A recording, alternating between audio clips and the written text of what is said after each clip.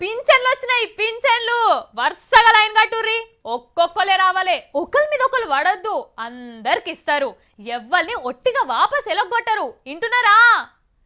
ఏంది లచ్చమనే పింఛన్లు ఇస్తున్నట్టు బిల్డప్ ఇస్తుంది అనుకుంటుర్రా మరి గాయంతనన్న బిల్డప్ ఇవ్వద్దా గీ పింఛన్ల వార్త మీకోసం పట్టుకొచ్చింది నేనే కదా మరి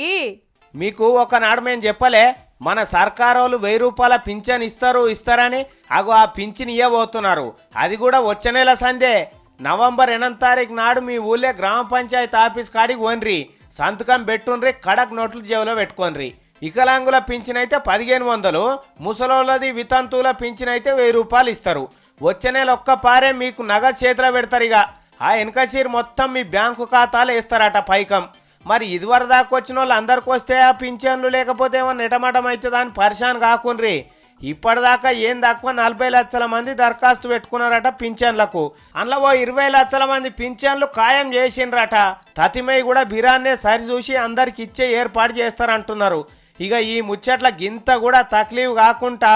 మన కేసీఆర్ సార్ కొడుకు రామారావు సార్ ఉన్నాడు కదా ఆయన ఆఫీసర్లు అందరితోని మాట్లాడిండట